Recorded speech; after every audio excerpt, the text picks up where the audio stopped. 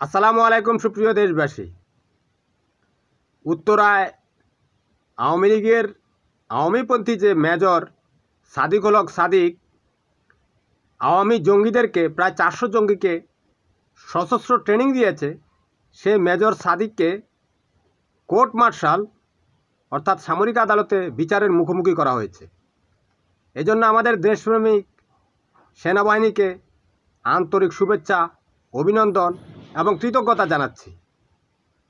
তারা বুঝতে পেরেছে এদেশের স্বাধীনতা সার্বভৌমত্বের একমাত্র হুমকি হচ্ছে এই ভারতপন্থী ভারতীয় বায়ুসেনা, এই আওয়ামী লীগ।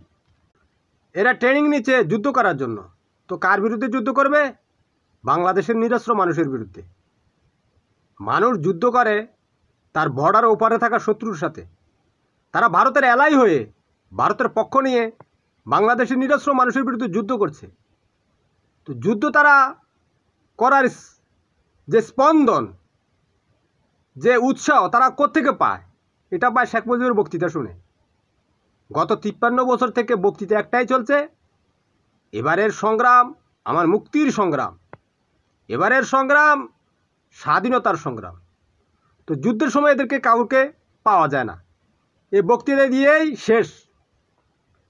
যখন স্বাধীনতার একটা বই, যেটা স্বাধীন বাংলাদেশের প্রথম প্রধানমন্ত্রী তাজউদ্দিন আহমেদ তার মেয়ে শারমিন আহমেদ লিখেছিল নেতা ও পিতা বইতে, সেখানে বলা আছে যে তাজউদ্দিন সাহেব টেপ রেকর্ডার নিয়ে গিয়েছিল শেখ মুজিবের বাসায়, একটা স্ট্যাম্পও নিয়ে গিয়েছিল যে আপনি স্বাধীনতার ঘোষণা দিয়ে দেন অথবা লিখিত আকারে দিয়ে দেন, আমি এগুলো রেডিও স্টেশনে পাঠিয়ে দিই।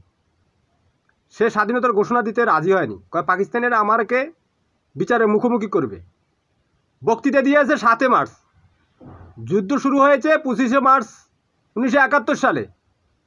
যুদ্ধের দিন তাদেরকে কাউকে পাওয়া যায়নি, সব পালিয়ে গেছে ভারতে। এই যে তোফায়েল আহমদ ভারতে পালিয়ে গেছে, আব্দুর রাজ্জাক ভারতে পালিয়ে গেছে, আমির হোসেন আমু ভারতে পালিয়ে গেছে, ওই যে সিরাজুল আলম খান দাদাভাই ভারতে পালিয়ে গেছে, সবগুলা জঙ্গিরা ভারতে পালিয়ে গেছে। এদেশের নিরীহ মানুষকে উস্কানি মেরে যুদ্ধের মুখোমুখি করে এরা পালিয়ে যায়। এরপরে প্রধানমন্ত্রীর যে কুর্সি নিয়ে এটা নিয়ে বসে যায়। এরপরে কয় এরা নাকি স্বাধীনতার চেতনা ধারণ করে। এদের এই সমস্ত ভণ্ডামি বাংলাদেশের মানুষ বুঝতে পেরেছে, আমাদের দেশপ্রেমিক সেনাবাহিনীও বুঝতে পেরেছে। দেশপ্রেমিক সেনাবাহিনীর কাছে বিশেষ আবেদন, এই জঙ্গিদেরকে আপনারা মূলোৎপাটন করেন, না হলে তারা কিন্তু এই দেশকে ধ্বংস